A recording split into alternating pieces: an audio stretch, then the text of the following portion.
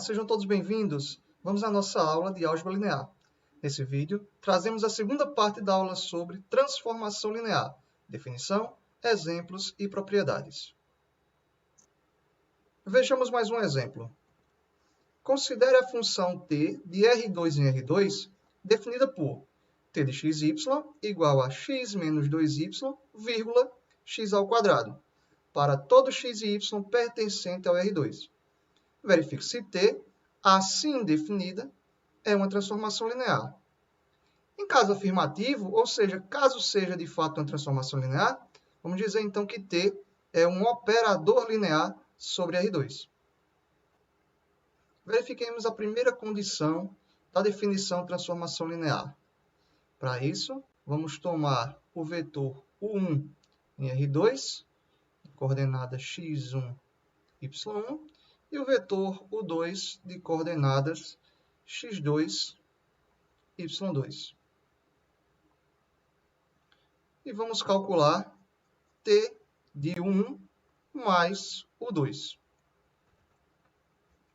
Inicialmente, vamos somar os vetores com a adição usual do R2, ou seja, x1 mais x2, vírgula, y1 mais y2. E agora vamos aplicar a definição da função dada, ou seja, primeira entrada menos 2 vezes a segunda entrada, vírgula, primeira entrada ao quadrado. Então, vamos obter x1 mais x2 menos 2, que multiplica, y1 mais y2, vírgula, primeira entrada ao quadrado, x1 mais x2 ao quadrado. Fecha parênteses. Vamos então desenvolver essas operações. Vamos obter x1 mais x2 menos 2y1 menos 2y2, vírgula, x1 ao quadrado, 2x1 x2 mais x2 ao quadrado, fecha parênteses. Vamos então guardar esse resultado. Calculemos agora o t de 1 e o t de 2 separadamente e depois vamos somar esses resultados. T de 1 mais t de 2. Quem é o t de 1? É simplesmente aplicar 1 na expressão. Então, vamos obter x1 menos 2y1, x1 quadrado, fecha parêntese, mais t de 2, x2 menos 2y2, vírgula, x2 quadrado. Agora, nós vamos aplicar a definição de adição de vetores usual do R2, ou seja, primeira entrada somando com primeira entrada. Então, vamos ficar com x1 menos 2y1 mais x2 menos 2y2, fecha parêntese, vírgula. Segunda entrada com segunda entrada, x1 quadrado mais x2 quadrado, fecha parêntese. Vamos aqui aplicar, desenvolver essas operações e já vamos aplicar também as propriedades de números reais, já comutando e associando as somas. Então, vamos obter o seguinte: x1 mais x2 menos 2y1 menos 2y2, vírgula, x1 ao quadrado mais x2 ao quadrado. Guardemos também esse resultado. Observemos que esta parcela 2x1, x2, que se encontra na expressão da primeira operação, não se encontra na expressão da segunda operação. Então, nós acabamos de mostrar que o t de U1 mais U2 é diferente de t de U1 mais t de U2 para todo o 1 e o 2 no domínio. Ou seja, a função assim definida não satisfaz a primeira condição da definição de transformação linear. Portanto, esta função não é uma transformação linear de R2 em R2. Ou, dito de outra forma, esta função não é um operador linear sobre R2. Os dois próximos exemplos trazem uma relação entre a disciplina de álgebra linear e a disciplina de cálculo diferencial e integral. Vejamos então esses exemplos. O primeiro deles traz o operador derivação, que associa a cada polinômio a sua derivada. O segundo exemplo traz uma transformação que associa a cada função contínua definida no intervalo fechado AB o número real definido pela integral definida de A até B de f de x dx.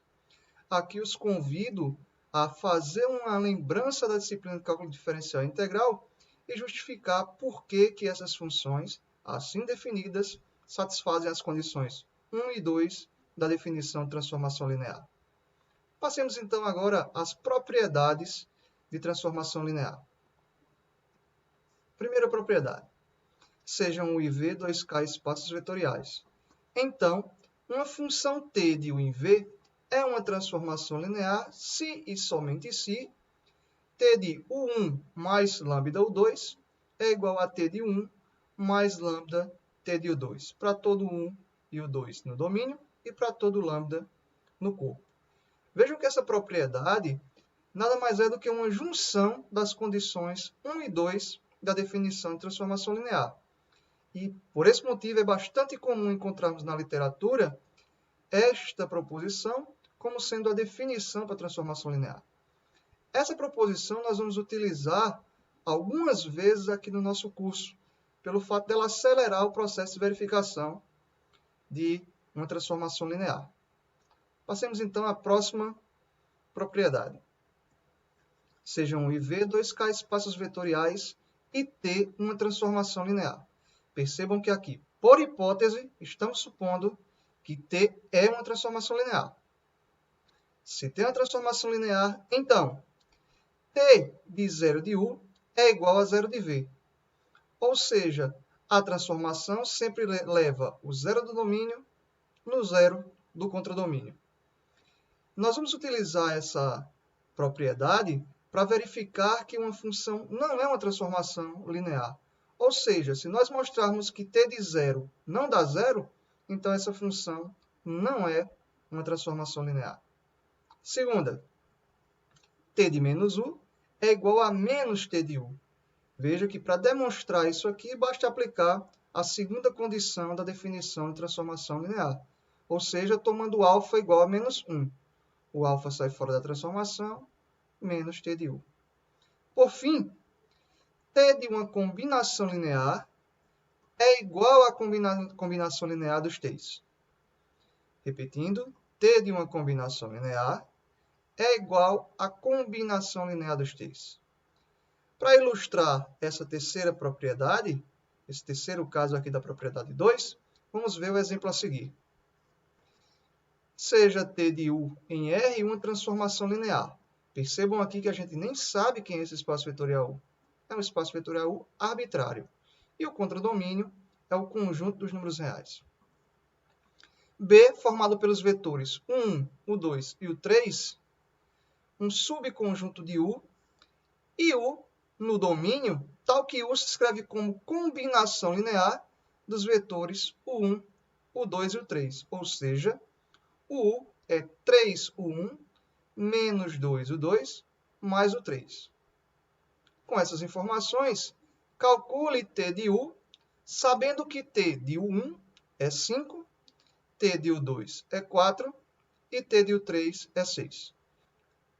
Então, vamos aplicar o terceiro caso da propriedade 2 para resolver esse exemplo.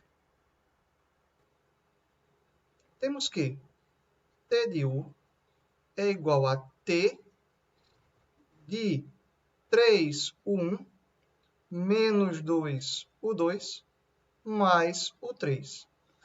Aqui nós vamos aplicar o caso 3 da propriedade 2, ou seja, o t de uma combinação linear é a combinação linear dos t's. Assim podemos escrever 3 que multiplica t de U1 menos 2 que multiplica t de U2 mais t de U3. Então, percebam, O escalar no primeiro vetor sai e o t fica aplicado em 1. O menos 2 no segundo vetor sai e o t fica aplicado no segundo vetor. E aqui eu tenho 1, o t fica aplicado no terceiro vetor. Ora, quem é t de 1? T de 1 foi dado. Vale 5. Menos 2 que multiplica. T de 2. Ora, t de 2 também foi dado. Vale 4. Mais t de 3, que vale menos 6.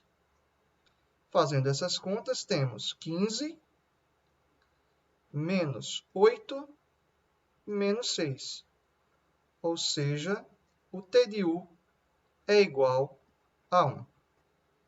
Para exercitar os conhecimentos trabalhados nesse encontro e discuti-los na aula presencial, propomos a resolução das questões 1, 2, 3 e 4 da lista de exercícios 2 de transformação linear, disposta no site Joab S. Silva, na pasta Álgebra Linear 1. No site também estão dispostos os slides utilizados nesses vídeos. Encerramos aqui a aula 8. Bons estudos!